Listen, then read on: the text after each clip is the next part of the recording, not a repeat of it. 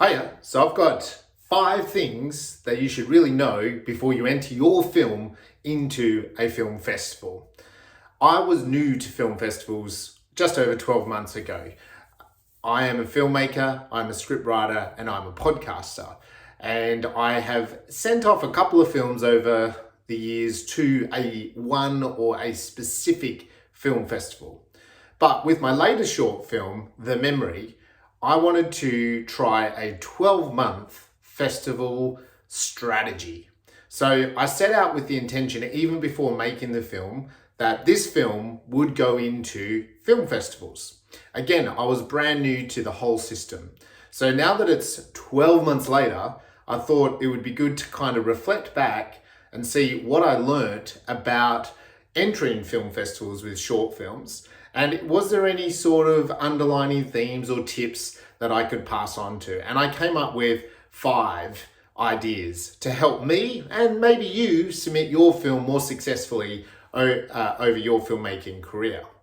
So I have a short film called The Memory. It's a psychological thriller about a man that is brutally awakened one night by an intruder and forced to remember a violent act he committed in his past that he can't remember. So it's a film that was close to me. I wrote it and I directed it with a great team of talented cast and crew locally in Mandurah, Western Australia. It was an independent film, so it was completely funded by myself, donation of time from the incredible cast and the crew. Equipment was supplied by me. I either sort of had a couple of pieces of equipment or I rented them. We also rented an Airbnb place, which I paid for, and I also put on food for the crew. It was a weekend shoot, so it was a pretty full day Saturday and then a pretty full day Sunday, and then that was a wrap. You can go and check out my other videos. I talk about leading into the shoot and after, during the shoot and after the shoot. It was a great experience. I loved it, and I was very happy with the end result.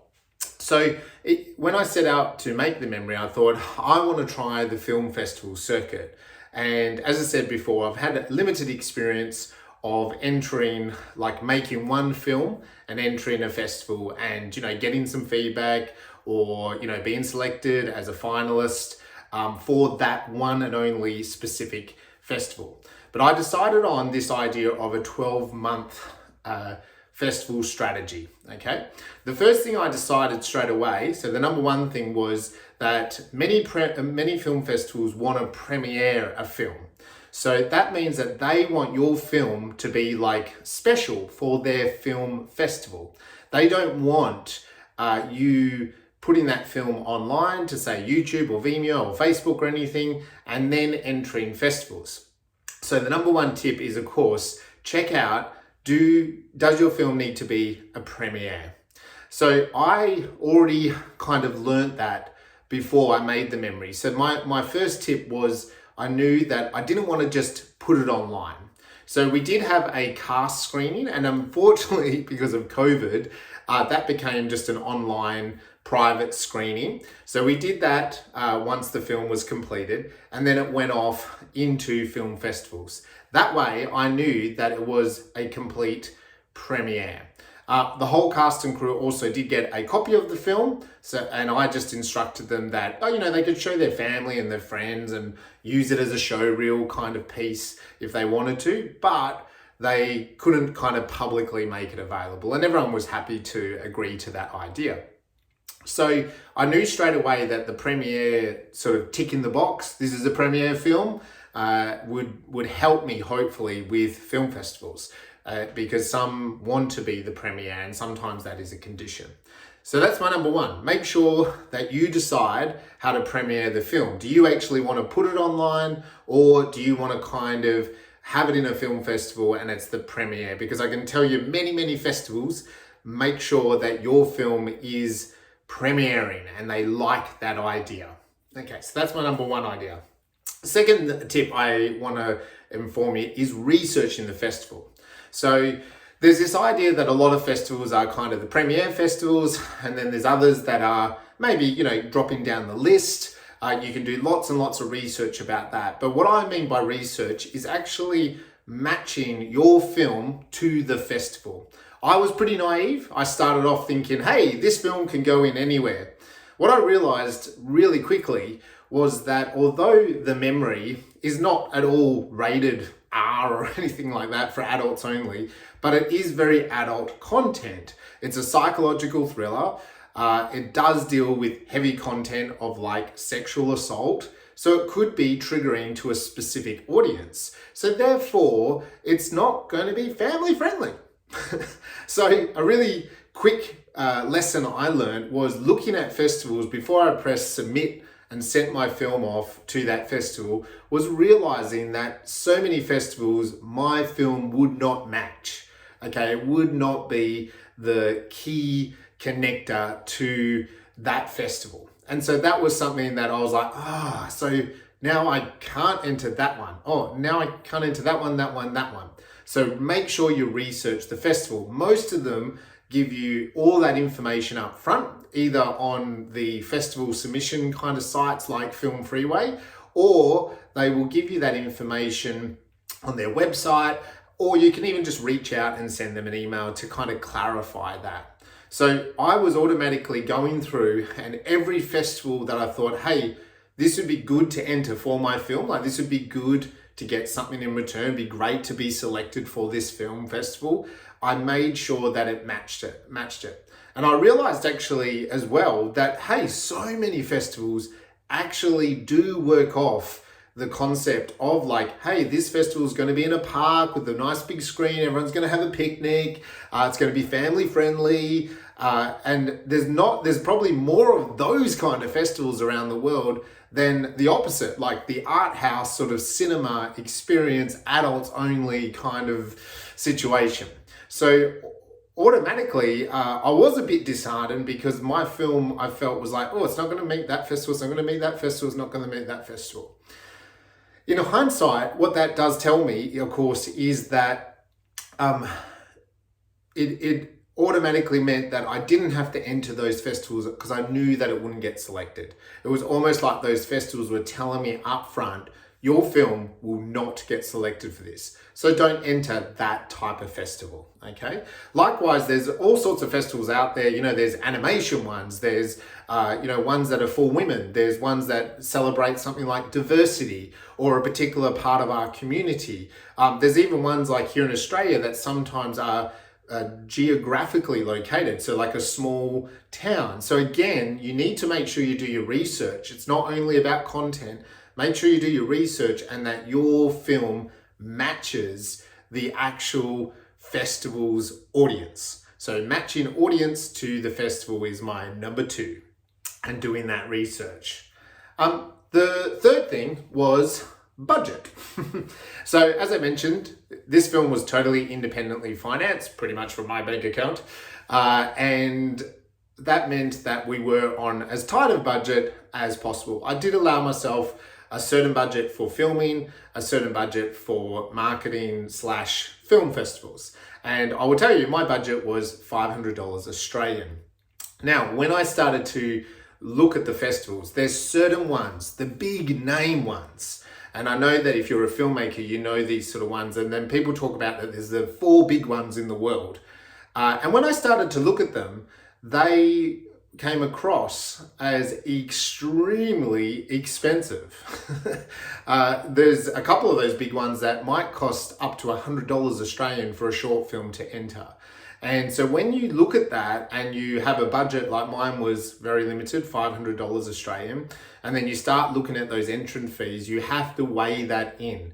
So is it worth you putting all your money maybe into one festival that's going to cost you, 1/5 of your budget versus say maybe being able to enter 5 or 6 or even 10 middle class or middle range festivals that you might give yourself just more success at winning or being selected for those other festivals. If you do take ones like Cannes, the short film festival that happens in Cannes, they have stuff like about 5,000 entries. Sundance, I know I've been told, is about 10,000 short films get entered. And they're only picking a very limited amount. So making sure that your budget is going to match as far as possible. I heard the creative director of the Myth Melbourne International Film Festival talk a bit about this. I was privileged to listen to a talk from him, and he did mention that, you know, it's great to also reach out to festivals and make sure that you kind of let yourself known. So you introduce yourself, and you might ask for a fee waiver.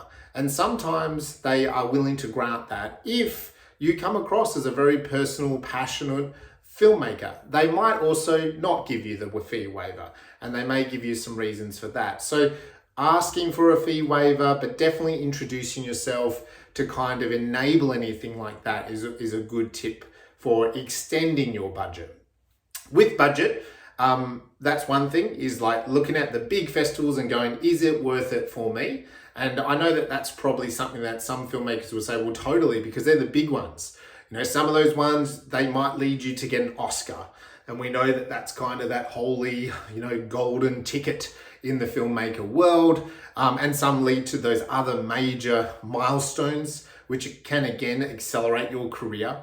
The other side of the coin, of course, is, hey, I want to enter as many festivals as possible. And then that also elevates my career because it shows that this film has been selected by multiple films. I guess if you have an endless budget, or you have the potential to really pushing your budget out a lot bigger than what I had, you may be able to enter even more and more festivals and get that out there further afield. And hey, who cares if Sundance costs $100 to enter? It's worth it to me. So budget is very important, making sure you're budgeting appropriately. What I did was I did an Excel document. I put my $500 at the top. I went through after I'd done my research and realizing which festivals matched my film. And every single film I entered, I put in the cost to me and making sure that was retaining within the budget. There was a few festivals that I definitely wanted to enter here in Australia. And I think the most expensive one I did enter was about $48 Australian. So making sure that that's one thing to consider. Ways to push the budget further, as I mentioned before, is considering reaching out for a fee waiver or a discount. So that's number one. Number two, if you use the platform, like I predominantly used Film Freeway for about 90% of my submissions. And the thing with Film Freeway is they do a gold membership, which then pretty much gives you a discount on all of the festivals you're going to submit. I sat down and submitted most of my festivals within 1 month, okay? Because this is what I did. I just sat down and I planned it all out. Before I submitted anything, I made sure I was matching my budget, made sure I was entering the festivals I wanted to enter. And so with Film Freeway, it's great that they do that option because you can enter as many as you can afford. But the membership costs something like about $15 Australian.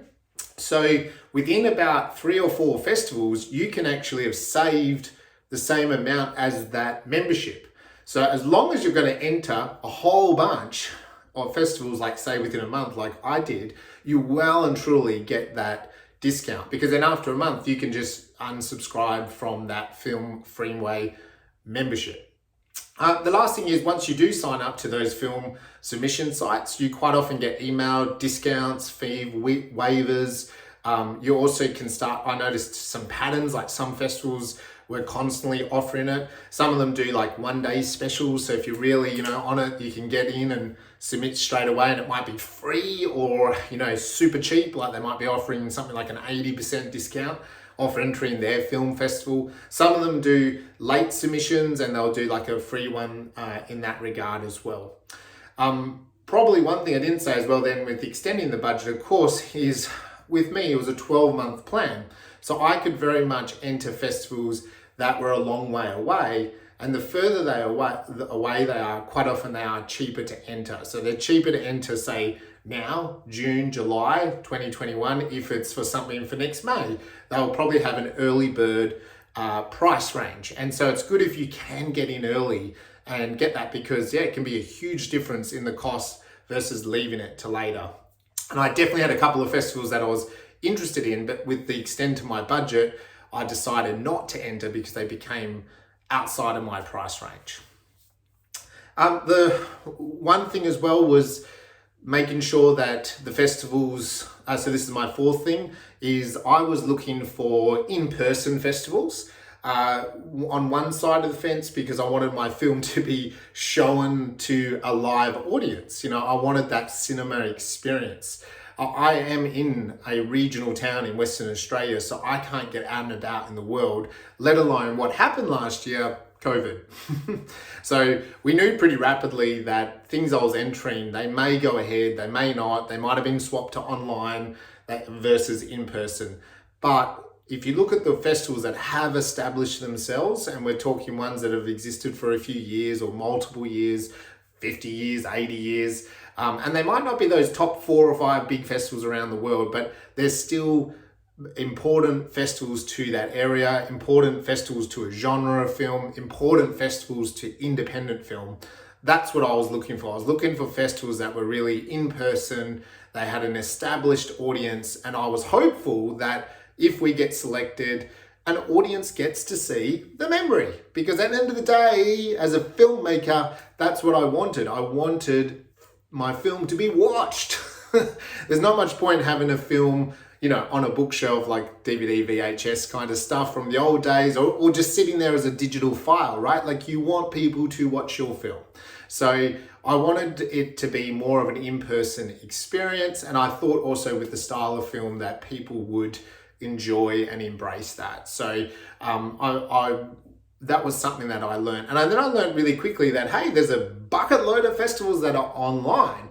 And so maybe this is a good thing, maybe this is a bad thing. So it was a learning experience for me that there is a lot of festivals online, especially internationally. And some went online because of COVID. So you couldn't really blame them for that. And it was kudos to a lot of festivals because they really still kept the engine of film festivals running and got the film festivals off the ground. And some were able to still do in-person or online.